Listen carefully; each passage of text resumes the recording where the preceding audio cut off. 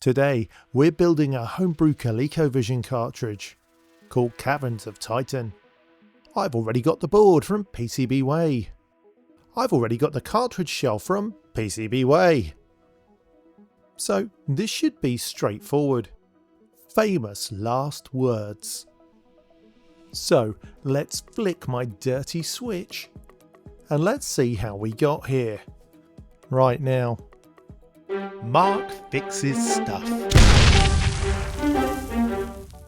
Right, I've got a PCB, I've got an EPROM, I've got a 74 LS21 logic chip, and I've even got the cartridge shell. This is the entire project. This is a 32K ColecoVision cartridge board by Dave C. They're great boards for cartridges up to 32K, which is all the commercial releases, I believe. There's a link to the PCBWay Plus shared project below if you want to follow along at home. Seriously, there's barely anything on it. One of those projects where if it doesn't work, there's really only one place to look, and that's the man in the mirror, hee hee. The big chip is the EPROM.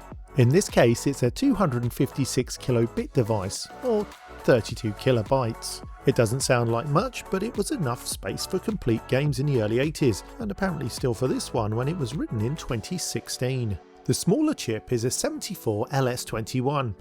That's for chip select logic, and its job is to decode the signals coming from the ColecoVision. In short, the EPROM stores the game, and this chip helps the console find it. I like to test my logic chips, and doubly so if they're coming from marketplaces like AliExpress and being soldered directly into a PCB, which is what we're going to do here. This shell was printed by PCBWay. PCBWay are my preferred choice for PCBs and when I need to outsource my 3D printing. Check out the link below. Normally I'd fit sockets. Unfortunately there's not enough room inside the shell, so everything's getting soldered directly to the board, which means I'd better get it right first time. Let's test that logic chip. We'll be using my knockoff TL8662. It programs a wide variety of chips and also acts as a logic IC tester. In the programmer software, we'll select device menu and then logic IC test. I'll type in the logic series and logic type, which is 74 and 21, and the expected logic table results will be shown below. And hit test. I'm genuinely surprised because this one fails. It was expecting the output on pin 8 to be high and it wasn't, so it's failed. Good job we checked. I grabbed another chip from exactly the same batch. Then, following the same process, I tested that one. I was a bit worried that the whole batch might be shot, but this one passed. Phew-wee.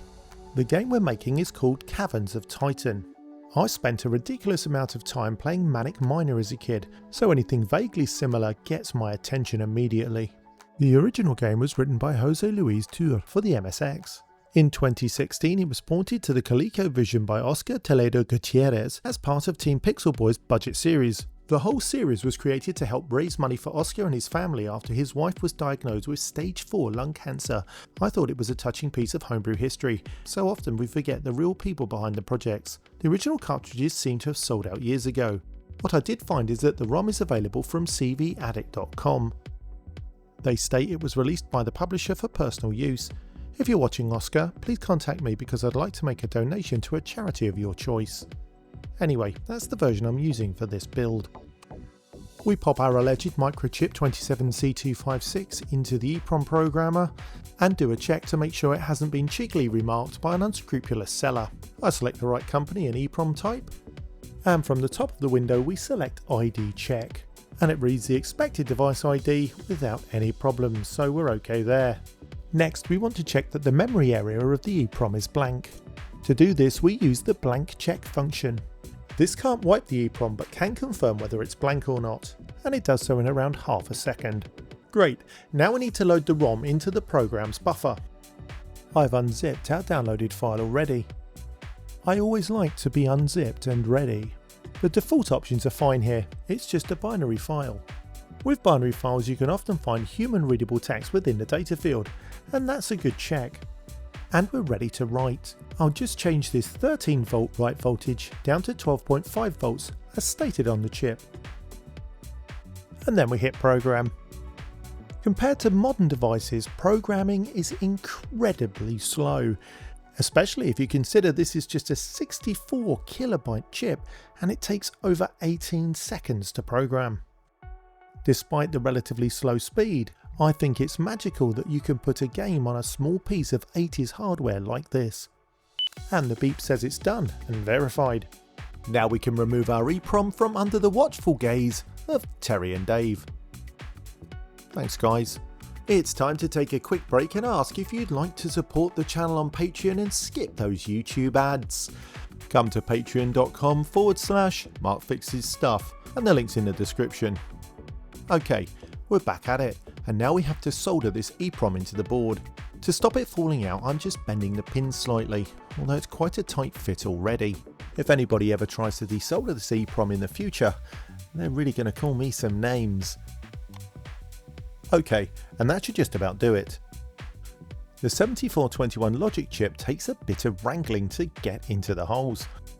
With it being a smaller chip, I only need to do 2 of the legs. Let's solder the EPROM first. I must admit that for this project I'm using leaded solder. Leaded solder is a lot easier to work with than its unleaded counterparts. If this were a project that I was selling, then I'd kind of be obliged to use unleaded solder, but because it's for my personal use only, then leaded solder is fine. Contrary to popular belief, leaded solder isn't actually banned for sale, it's only banned for manufacturing consumer products. Because of its resilience over unleaded solder, leaded solder is still allowed for use in things like military and medical applications as well. Anyway, the upshot of this is, switch to unleaded solder you heathens! Unless of course you don't want to, and that's fine as well. Okay, let's get that logic chip soldered in. This 74LS21 isn't running any of the game. The ColecoVision divides its cartridge memory into 4 separate 8K sections, and this chip combines those 4 select signals so the single 32K EPROM can respond across the whole cartridge space. And because I got moaned at for not showing it in my last video, I'm popping a sticker over the EPROM UV erase window. Sure, it's possibly a bit too big, but it's oh so shiny. Which is a shame because it's going to go inside this case. Very likely, never to be seen ever again. Frequent viewers will notice that this is one of my waste not want not cartridge cases. I sent the STL the wrong way up to PCBWay, so the bottom became the top, but I kind of like the rustic look and it gives me a kick to use them anyway.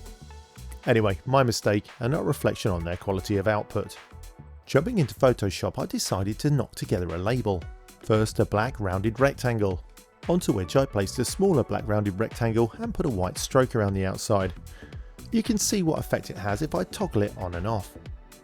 And that's looking familiar already. Next I drop a couple of TMs in. Nothing special, just aerial narrow, followed by pasting in a ColecoVision logo. The coloured one actually has a gradient overlay in Photoshop, they're exactly the same image. Then I added a block of white text with the same look and feel as you'd see on a normal ColecoVision cartridge. I then added a Team Pixelboy logo as a tribute to the original publisher. In a separate document, I put together a kind of text-based logo for the game. Again, this has a coloured gradient over the top. I then pasted it into our design. Once it's resized, I think it looks okay. Although, I'm not sure on the alignment. There, that's good. No, a bit more nudging. And that's good. I decided that the top of the label should be black and white, so I took off the gradient and pasted it in, but of course it was just black.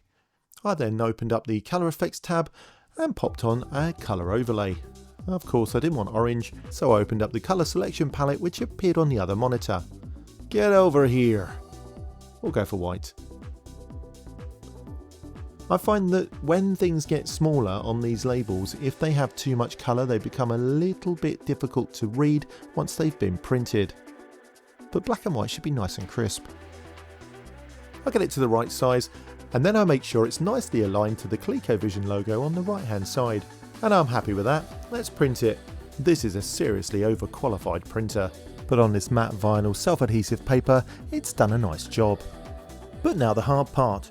Getting the sticky stuff to stick in the right sticking place.